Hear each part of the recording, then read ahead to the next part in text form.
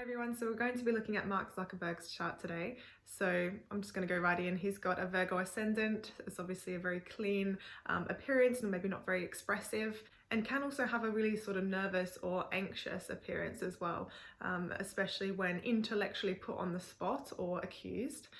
We see him obviously sweating a lot in interviews and things being quite high pressure like that. So I think he does really suffer under these sort of circumstances. So Virgo ascendants can really approach people and tasks with perfectionism. So you can see him getting a little bit frustrated in interviews and things like that when he can't quite find the words or perfectly articulate himself or come across well.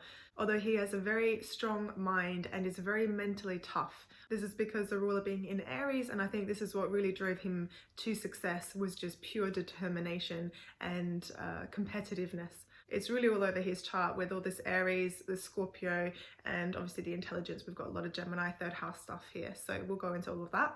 So we'll start with the sun this time, and he has got quite a strong sun. It is trining the ascendant, and the only other real aspect is the opposition to Mars, which is the planet of war and action, aggression, combativeness, direction, ambition, motivation. So with this opposition, his sense of identity and pride even can come up against opposition and challenges in life, often I think with other men. And when younger as well, this opposition can maybe create an authority figure or a father figure that really challenged his own masculinity and desires, making him even more determined and competitive and driven. His relationship to his mother may have also been a little bit frustrating as well, with Venus opposite the moon, maybe also causing a bit of imbalance or opposition with the self-care, self-nurturing and his emotions, and maybe even feeling a bit isolated from affection from other people. Venus is also our friends, and this can maybe even cause him to push other people away in fear of this sort of rejection. And maybe this affection, Venus, or praise or acknowledgement or inclusivity could have come with a feeling of needing to prove himself worthy or successful.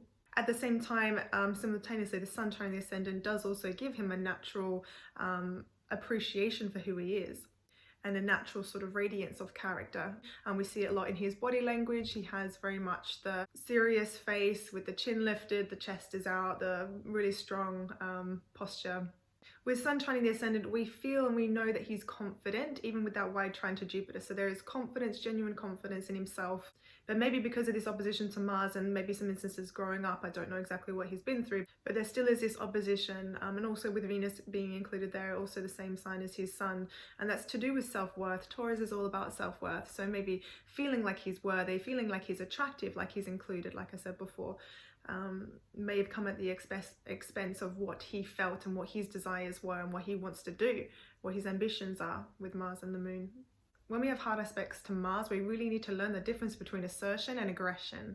Assertion is confidence, but aggression is defensiveness. So it appears sometimes when he's maybe frustrated that he overdoes this reaction of defending himself. And with Moon conjunct Mars, it can also produce an excessive or aggressive sort of emotional reaction to things. It being in Scorpio means it'll simmer and it'll be subtle until it explodes, really.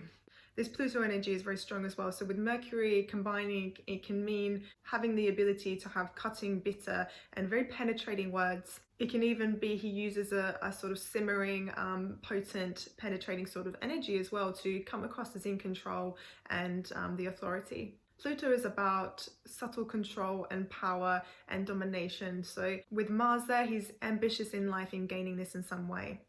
And if he maybe overdoes this in some way, we can go back to the developmental psychology. How much did he feel out of control or in control or suppressed of control when he was younger? Mercury is also in Aries, bringing in that Martian influence again in the 8th house of Scorpio. So all of this connects to a very strong and determined mind and mentality, and also a very resilient mind. His ability to overcome adversity is incredible. It's really no wonder that his intellect and his ideas is what made him famous. With this 29th degree, this auspicious degree for his Mercury chart ruler, and also Gemini being ruled by Mercury as well, being his MC of what he'll be known for. So he wants to make an impact and control with his words and with his ideas. And Mercury opposite Pluto can also create a very ruthless and mentally complex character. And again, he'll do this in how he speaks, how he comes across, being an amazing leader, teacher. He'll use this with encouraging and coaching words. Mercury is definitely all about gathering the information and informing and enlightening people with it. And the sun, which represents the king, the leader, the hero, it's trining the ascendant. It definitely gives a shining and confident presence. And he was definitely meant to be admired or famous in some way and recognized really for whatever he was going to do in life. And again, can be more confident than what he actually is, but still through a refined manner because Virgo is on the ascendant. And I don't think you can get to be that rich or famous without having a way with people. People sort of say he's very socially awkward, but I sort of disagree a little bit with that. He's just a little bit reserved and shy and calculated with the Virgo and the Scorpio, but there's still a natural ease with people a bit as well. And Venus widely trining the ascendant as well means he'll be very socially accepted, well liked. So if we just quickly look at these two really powerful planets, Saturn and Pluto, in the second house of income and self-worth, in building something and gaining your own resources throughout life. Both of these planets have to do with power, control, and finances, but also hard work and determination. I use that word a lot because it's really the best word to describe his personality, determination. Also with his Sun and Venus in the sign of the second house, which is Taurus, a lot of focus on these things, this house, these possessions, wealth, gaining resources and material things and pleasure and acceptance through whatever you value, and for a lot of us that is money, so that's why we call it the house of income. However, Pluto does teach the natal personality with it in the second house of the transitory nature of external possessions and how to dig deeper for a sense of self-worth. When I see his fifth house ruler being Capricorn and Scorpio, this man isn't really about fun. It's his sense of fun comes from being productive and ambitious. And the ruler of the fifth house being Saturn opposite Venus as well, he may even struggle to let go or relax a little bit. He's really after results and to feel things deeply and to take life seriously and really advance in life. Though there's a bit of this opposition within him because his natural way that he wants to relate to the world and people is through a really well aspected Venus in Taurus, which is quite naturally good at relaxing and knowing how to appreciate things in the moment. But it opposing Saturn, so this work or any authority figure or the authority within himself or even the sense of pressure is also making him feel like he can't do that. But with Saturn, it will get easier over time for him to learn to relax and balance a sense of relaxation and being productive and working hard. Taurus and second house of Venus is also about self-care, so making sure he's looking after himself and not just putting all this into work. So he has a moon in Scorpio. He feels very intensely. He may feel put off in social settings or with friends as well, because he's such a deeply private person. This is opposite Venus, and with a Virgo ascendant as well, he doesn't want to outwardly express his emotions. This is also maybe why we can see him very cold and calculating, especially with his facial expressions. And on this level as well, he doesn't want people to know what he's thinking or how he's feeling. This can create a lot of simmering and repressed energy if he doesn't find a good outlet or person to talk to or something like that to help channel this energy. Mars is conjunct Saturn, so actually he'll have good sort of long-term energy and stamina and ability to achieve things, long-term goals, and learning how to express his energy in a controlled, contained, and useful way. He's actually incredibly passionate on this level, and I think he probably expresses this in his work, through his work. And it's actually really interesting that the biggest ordeal that's associated with him is this issue on privacy with Facebook. And Scorpio is really a fierce protector of their privacy. And he was actually even accused of violating people's privacy way before Facebook, when he created a website called Face Smash. So for him, these ordeals may actually create some reflection within himself, this issue of privacy and what it means to feel actually safe and sovereign through privacy and confidentiality. I think this issue is close to his heart. It's not just something he's dealing with at work, but also personally as well.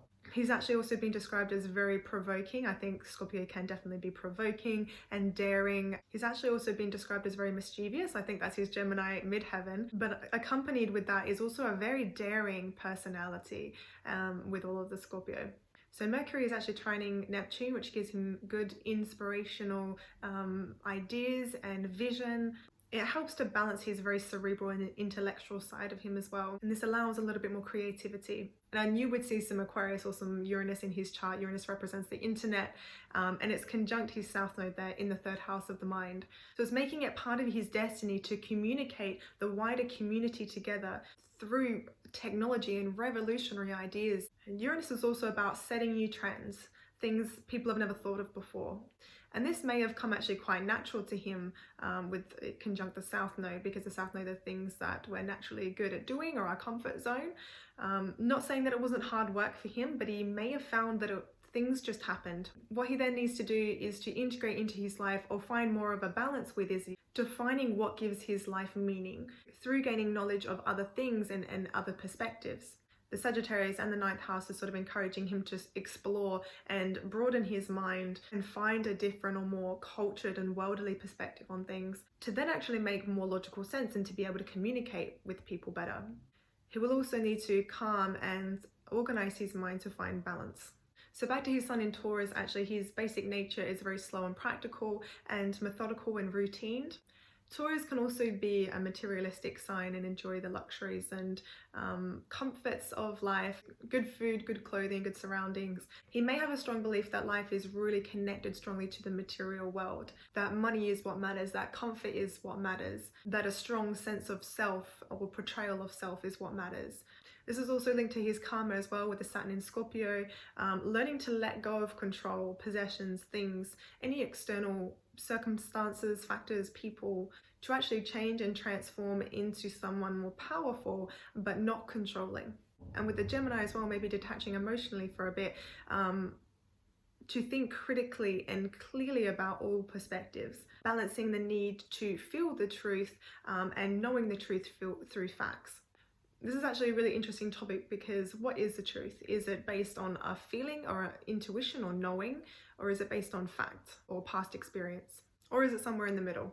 With Moon opposite the Sun, this can create somewhat of an opposition and conflict between his emotions and his mind, his head and heart. What relationship he had with his mum and dad may also influence this. It may play out in a little bit of a struggle between his needs and his wants also.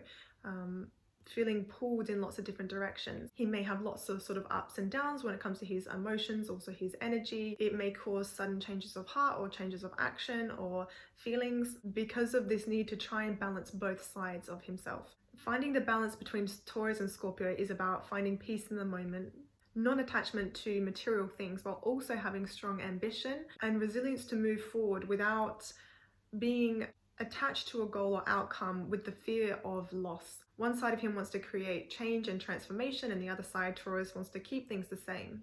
If he notices sort of holding on to people or circumstances or material possessions too much, it will create suffering and imbalance. A lot of circumstances in life, we have to learn to find that inner peace, inner happiness, because we can't control external circumstances. We can really just control how we react to them. So that's where he'll find his peace, this middle ground. And to not allow other people to trigger him, and to know he has control over what he lets affect him. I'll also note the sextile from this aspect to the ascendant, which takes some tension out of this aspect. It's also interesting having Cancer ruling the cusp of the 11th house as well, actually putting this Moon-Mars conjunction and feeling the need to defend and protect and nurture in the public sphere, in this 11th house of the people, the collective. Also the internet is ruled over the 11th house. So there is an instinctive drive here. And if we just look to the midheaven for a second in Gemini, his communication, his words, ideas, sayings, exchanging information, these are themes in his obviously public career and image. And this is success for him. This is really that sense of satisfaction and achievement for him. But with the Chiron also in Gemini, they also conjunct the North Node. So this is him feeling and also actually being prosecuted for his words and his beliefs and thoughts. And through sort of deep transformation, will gain compassion for other people's beliefs and views. I think this will happen around his Chiron return. So he really needs to look at, does he truly believe in what he is saying and in the information that he is spreading? How attached is he to his sort of cerebral and mental identity and what he's known for, to feel something that maybe is missing? The Chiron now quincunx Neptune is also interesting, because Neptune is his ideals.